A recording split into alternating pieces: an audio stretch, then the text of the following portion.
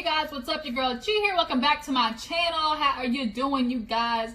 I'm ready to get into an episode of Daily Squeeze today, okay? Now look, we didn't do Real Housewives of Potomac because wasn't too much going on. Basically, all that we saw was that Ashley Darby's man, Michael, was out there at the club doing what we already knew he was been doing, which was fucking around and having a goddamn boyfriend and a wife at the same goddamn time. And Ashley wants to go out there and act like she didn't know any different and know any better. But girl, we already know that you have this arrangement made, and now that you got your little baby insurance policy, you know you straight and you good. Like, that's all that happened in that episode. So I didn't really review it, plus I had a lot of stuff going on. Then I was gonna do Real Housewives of Beverly Hills, but then that didn't have too much going on either. All we saw was Dorit and Kyle going back and forth. Like, it wasn't too much going on there. So I'm excited next week to kind of start reviewing some new stuff. If you watch my previous videos, I'm going to start adding Married at First Sight in on Wednesdays because I really enjoyed Married at First Sight. I've never reviewed it, but this season definitely looks like it's going to be really good. And then I think I also want to do Power, the Ghost book, Power Book 2 Ghost.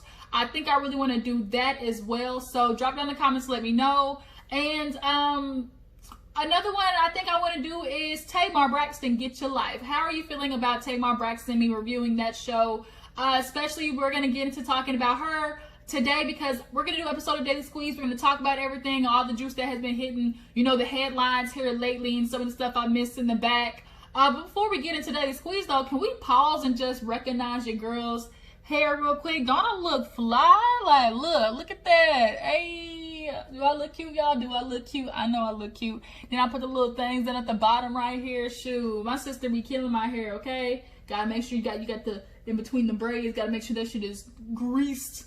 Cause boy, you be over here dry as hell, dry as a powder house. As my grandma would say, them old folks would say, girl, you looking dry as a powder house. But no, my hair looks fly. I had to get that done the other day too. That's why I was taking up most of my time. But besides me, let's go ahead and get this episode of Daily Squeeze because it has been a minute since we have done one of those, okay? So first up, let's go ahead and get something in the past that I missed knocked out the way. Let's talk about Tory Lanez, okay? Mr. Tory Lanez, apparently it is leaked or has been revealed that he sent a message to Megan Thee Stallion apologizing. He basically told her, look, you might not ever want to talk to me again. That's okay. I truly just wanted to say I'm genuinely sorry. The only thing I can think of is, I just got too drunk. I hope you'll talk to me again.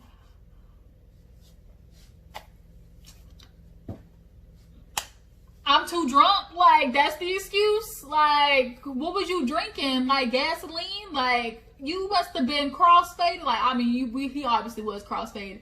But, like, your excuse is I was too drunk and I shot your ass. Like, and then for it to come out, too, also that he apparently has been telling folks, like, oh, my streams haven't gone down since this whole incident. And you know what? I believe it. Because why shouldn't I? Why shouldn't I after the type of, rap industry, the type of, culture it has become? Yes, stuff happens to women all the time. Doesn't mean that people be low-key supporting them behind the scenes and don't be, following these men even after they've done effed up stuff. Hell, look at Chris Brown, for instance. And he hates us talking about it. He's like, well, why y'all keep putting me in this? Nigga, because we can, firstly. And secondly, it's a very similar situation. You was with the female, got your ego bruised, and then it turned into something else. Now, granted, Rihanna, after watching the story, Rihanna, was doing some stuff. Like, she grabbed his, I think he said she grabbed her junk. But nonetheless, it doesn't, grabbing his junk doesn't attest to putting a beat down on Rihanna like he did. And then look at his career totally took off after that, after his like 1 or 2 years off in rehab and da-da-da-da. So why would I not assume that the same would happen for Tory Lanez? Like, as much as people like to say, oh, we're going to back black women, oh, we're going to be there for them, it never follows through. That's just how it always is. And for people to not believe her in the first place and then to try to turn on her like, ooh, you snitching on a black man, he going to jail. Why should I? Like, that's why the black community is messed up as it is now, because we don't hold nobody accountable out of, I guess, like this, out of a backwards ass defense mechanism over the white people already trying to take us down, so why do we need to take ourselves down too? It's like, we already get attacked by everybody else in the world. But the thing is, like, we should be trying to hold ourselves accountable and want our black community to be better. Like, we should want our men to know that you can't do this. And other men should tell, you know, black men, like, hey, bro, that's not cool. And it took literally for the internet to go off to say, okay, where are the rappers at? You know, why ain't none of y'all saying nothing about Tory, for like niggas to start posting videos about it? So, like, no. Do I believe, like, Tory's sales went down? No.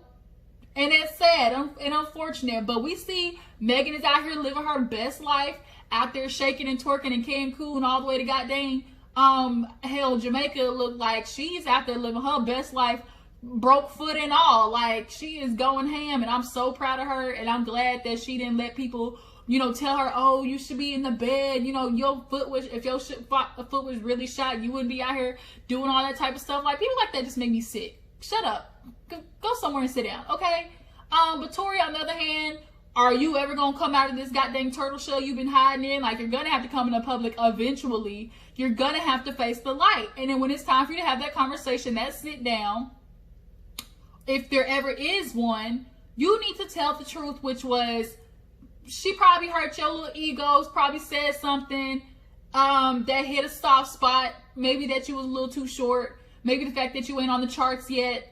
Who knows what it was? That's what I heard the rumors were that was going on. But nonetheless, you know, Tory, it's really disappointing that you're just kind of using, oh, I got too drunk as an excuse. Like, you should be better than that. You and your bald head should be better than that, with all that damn Bengay on and all that type of hair restoration secrets you be trying to hide. That era I be seeing shit. We see LeBron James, what he did, nigga, you can do the same thing. So yeah, so now that we over Tory Lanez, let's go ahead and move on to something that's crazy, and I'm low-key jealous. So we all know Dr. Dre and his ex-wife, I think her name is Nicole, if I'm not mistaken, they're getting a divorce. Now, in this divorce agreement, guess how much Miss Nicole is getting per month? Or that's what she's asking for. $2 million. You want me to say that again? $2 million. Bitch, what? $2 million a month. A month for living costs. You have got to be straight up shitting me. $2 million a month? Like, how, Sway?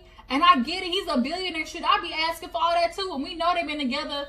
I think they've been together for what, 20-something years? So, I mean, if they've been together for 20-something years, shoot, I mean, why not? Especially if she's been putting up with him cheating in his philandering ways. There's no way that he's been faithful that whole time. There's no way he has, period. We know he hasn't. And if he's been beating up on all his other females, then we can only assume that he's been beating her up too. She just been better at, she ain't been in the public. She probably been hiding it. She probably been staying behind closed doors. You know, probably got Stockholm syndrome and everything. Like, and like, she was like, I'm sure she's trying to ask for something that's going to cover all the cost of the pain and damage that this man has caused her behind the scenes that we all do not know about, because to be in a relationship with a celebrity, you got to make the shit look all fine and dandy so you can maintain living this, you know, cushy lifestyle. Now, $2 million a month though, like, what are you spending $2 million a month on? Now, I can only assume that that's just the first option she put in. So, you know, cause you know, there's always negotiation. She gonna put in $2 million. They probably gonna give her like $1 or $800,000, because do they have kids together? I don't know all that. All I know is $2 million is a goddamn lot. I would love $2 million a month. I couldn't spend it all because I'm just too damn cheap and frugal. So, what type of, you know, carpentry are you putting in your house? What type of sheets are you using on your bed? What type of shoes are you putting on your feet?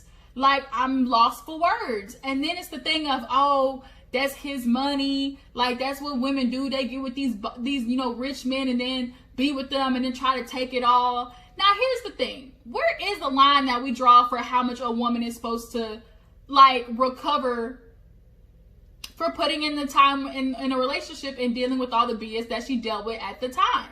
Like, to be with somebody for 20 years, am I right? Were they together for 20 years? Like, if that's the case, like, I mean, I can see $1 million a month. Like, I can see that.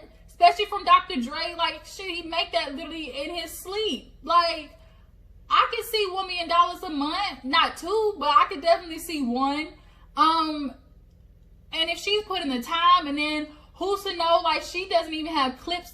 Like, for her to be asking for that much, that means she probably got some proof of some foul shit that he done did to her. That's what we just don't know yet. And, you know, they good at closing and sealing files. So the moment them hoes leak and we see that he probably been doing a whole bunch of shit on her, we're going to be like, yeah, give her the $2 million.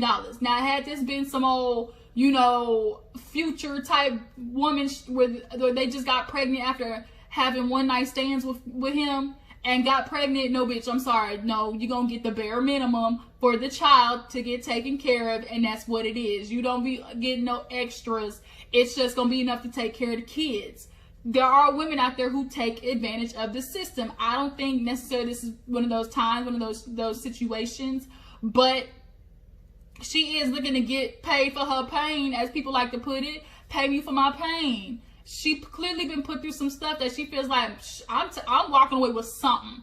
Okay, I'm walking away with something. So y'all jump down in the comments and tell me, do you feel like $2 million a month is too much? Do you feel like she deserves $2 million a month? How are we supposed to, like, how should the court systems now divide divorcees, like, money? And I know when you're together with somebody and you're married, whatever you acquire together. Oh, sorry, y'all. Oh, I'm tired. I'm trying to hurry and knock this video out. So crazy. Real quick, I'm gonna tell you guys, I'm actually getting tested for narcolepsy. Like, it's crazy because I deal with like this weird excessive sleepiness, and it's a long story, but I started feeling like this like a month ago. So this is just a sidebar. So I just like be getting so crazily like tired all of a sudden. And I didn't know if I was just like coming down with something, because you know that feeling where you just be drained and you just be like, I need to close my eyes for like 10 minutes. Like, that's literally been me. But I have family members who have narcolepsy, so they're like, go get tested for it. So that's what I'm going to be doing next week. I'll keep you guys updated on that. But that was just a sidebar because I was sitting here yawning and I'm tired. But nonetheless, like, what is a gauge of how like we should be able to say, okay, you know what, she deserves that much because she put in this much time. She had to deal with all that. Like, you know, she deserves that. Like, what is the gauge of how we do that? If she got kids, you definitely deserve that much. Or like, it's just, it's gonna be hard to do that. But then again, it's like, I feel like she would not be asking for that much unless there was something going on that we all did not know about, period. What do you think it is? Y'all put down in the comments. What do you think she know behind the scenes? What type of clues and evidence does she have to be able to ask for $2 million? Okay, so I don't know if you guys have been watching the Zeus Network. I haven't watched it, but everybody's been talking about this Masika Hazley mess. I'm gonna talk about it real fast because I'm not gonna do it. I'm not gonna do it. Hazley, you wanna be that bitch so bad, and then you choose to confront Masika when you pregnant. Like, you can't wait till you drop the baby first. Like, that's how struggling you are to go sit there and talk to a girl. Masika, first of all, you and your speech impediment get on my goddamn nerves, okay? Like, you constantly have been one of the most antagonizing people from Love and Hip Hop, as well as Hazley. So whatever you two get, you get. And I'm just annoyed that, like, Zeus has really found a way to, like, capitalize on these ex Love and Hip Hop people, or these ex, you know, like, reality TV people. It's like where they go to bring back the dead. It's like goddamn Frankenstein. Like, they go and like, oh, you was on Love and Hip Hop? Oh, come over here to Zeus Network. We can Frankenstein your ass. You know, let there be light type shit. Like, they be shocking them and goddamn bring them back. We had the conversation with Princess and Ray J, and now we're having this goddamn conversation with Hazley and Masika over what, though, is the question. Can y'all drop down in the comments and tell me what the hell the beef is about? I'm confused. Like, what could y'all be beefing about for 5, 6, 7, 8, 10 years ago that y'all were on Love and Hip Hop? Like, what the hell is the problem? Yeah, so last but not least, let's go ahead and get into Tamar, you guys, because this is the most recent stuff that has been like really dropped. Like, I am confused. So if you don't know, Tamar Get Your Life came out was that yesterday? And everybody has been talking about it because not only the show, but there's so much stuff going on behind the scenes that is like the fuck, like some ID channel type stuff, like some Lifetime crazy movie type stuff. Like, we're so confused because we go from David, the boyfriend. Hold up, something in my ear. Ooh. You know how sometimes your hair be like tickling your ear and you feel like something crawling in your ear? I don't like that. It be doing that shit in my sleep. Ooh, you ever feel something crawl in your ear in your sleep and that shit wake you up? No. But nonetheless, David, we go from him saving Tamar's ass, apparently, like, you know, her unconscious or something like that, going from saving her from suicide to, like, now he's not wanting the show to air, or apparently, or like him actually be on the show because he feels like it portrays him in a bad light. And then now he's coming out there saying that Tamar done effed up his car, done beat him up, and a whole bunch of stuff.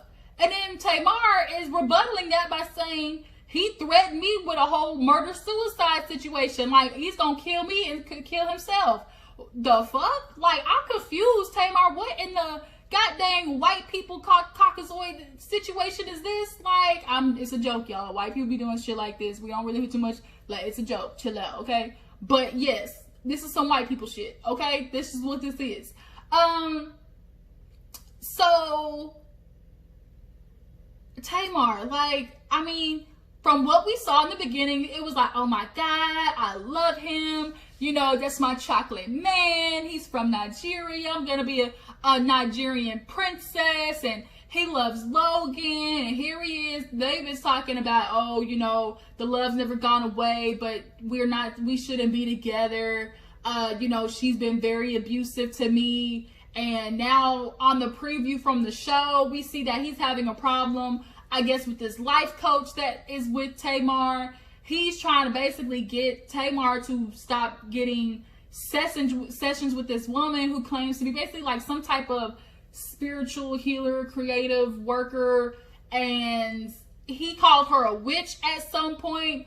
And David feels like if it's not based in religion or based in like God, then it's devilish work. So much so to he even called the woman a goddamn witch. Like, witch is a witchcraft type stuff. Like hocus pocus, ooga booga boog type stuff. And I'm like, come on, David. Like, you really pushing it there, my man. Like, there are people who don't deal with stuff how everybody else deals. Sometimes a spiritual healing awakening is very good for people to be able to get in touch.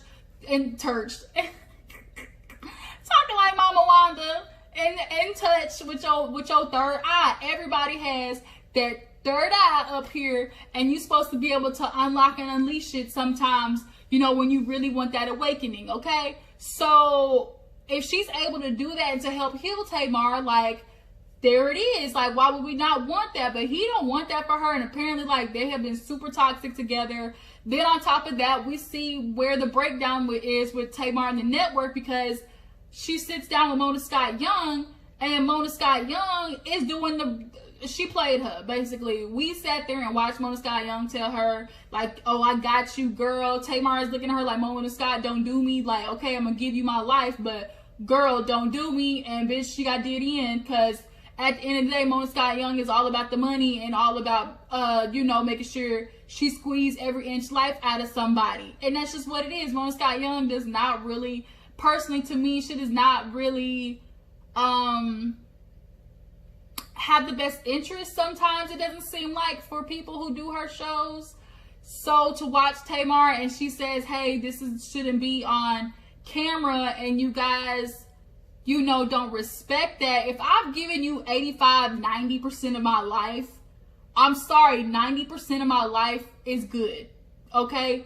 Let me have 10% of it for myself. Not every single thing, every single breakdown. Yes, I can sign up for a show and not put every single aspect of my life on TV. I absolutely believe you can do that. It's not fair to sit there and tell somebody like their life is not theirs to live and to have some type of your own personal stuff to go on and still not be able to let people in. You can absolutely do both. But you get sometimes those contracts with those networks that literally want everything from the good, the bad, the ugly to, like Tamar said, I done gave y'all my cooch, like birth, like everything, my divorce, like she doesn't want that again.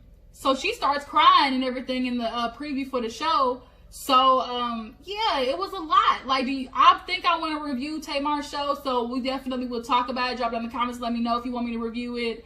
How do you feel about her conversation with Mona Scott Young, if you saw that? Do you feel like this is just like some damage control type stuff that David is doing because he don't like the way he looks on the show? Oh shit, y'all, this is like some Iyanla Vanzant type shit. And this girl talked to Iyanla Vanzant already with her family. Like, does she need to go again with David? Like, hell. What else was I gonna say? I forgot what else I was gonna say about this goddamn Tamar situation.